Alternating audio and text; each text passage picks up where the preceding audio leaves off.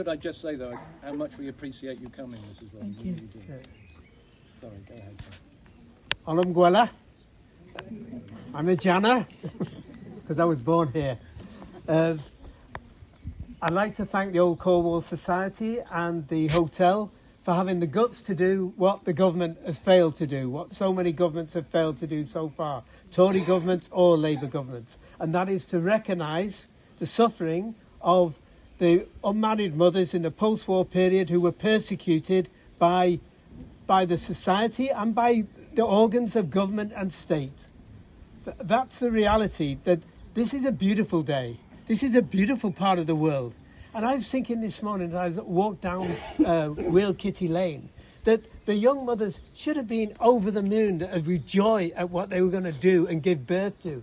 Instead, they just had bum, bum, bum, as Lynn will tell you, bum, bum, bum. So many, not just here, but around Britain, Ireland, in Europe, in the United States.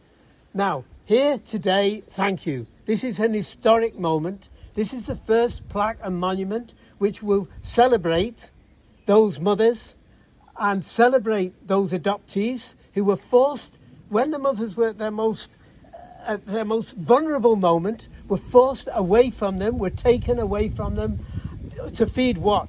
As Clive has eloquently said, to feed an adoption market which was developed after the Second World War. So it's recognised that the real criminals in this were not the women who didn't commit any crime, who were persecuted for not committing a crime. The real criminals were the people who took those babies away, who stole those babies, and now it's being revealed that lactation drugs were given. That lactation to stop the mothers being able to breastfeed and therefore to bond with their babies. And this is another scandal which is developing, that just so many cruel and callous things were done, and I'm not saying they were done here at Rosemundy in that degree, but around the country. And therefore, this is an important statement here. It's an important statement. We have people who've come, mothers who've come, birth mothers who've come from London, from Kent, from the Midlands. They've come hundreds of miles here. Why? Because at last there is a point of healing, a point of grieving, a point of feeling, yes, it wasn't our fault. It's so important. You know, I wrote my childhood memoir back in 2004 called The Golly in the Cupboard. A bit of a controversial title. But in there, the jury was still out on my mother. Then I did some research, mainly with the BBC, thank you, into Rosemundy. And I heard the stories of the Rosemundy mothers. And those stories meant so much to me. They meant so much to me that I understood what my mother had been through, what she had suffered in order to have her lover's baby. And then it couldn't happen.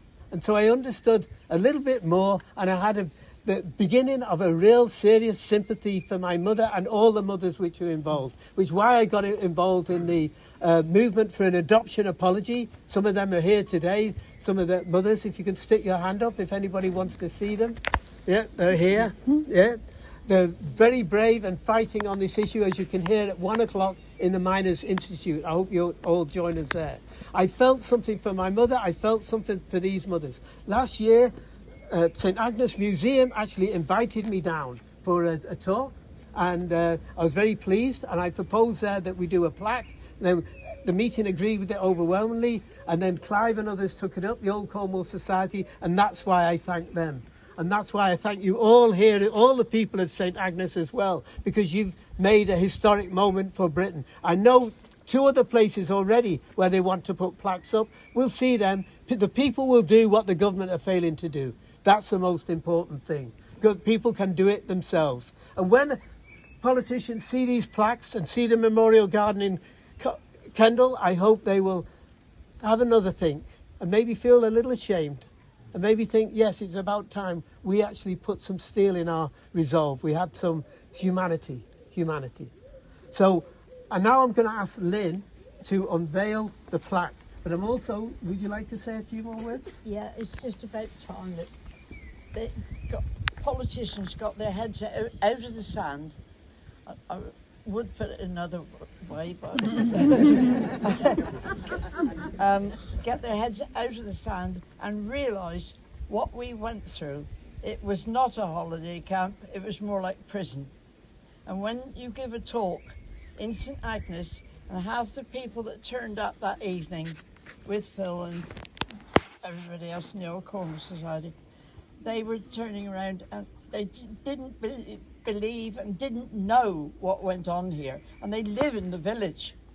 And it's about time it was brought to light, because if Canada, Australia, all over the world, Wales and Scotland can say sorry, why can't these politicians use it? It's like a dirty 5-letter word to them.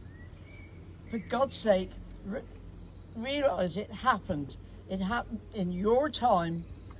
Say sorry, for goodness sake, and put our minds at rest.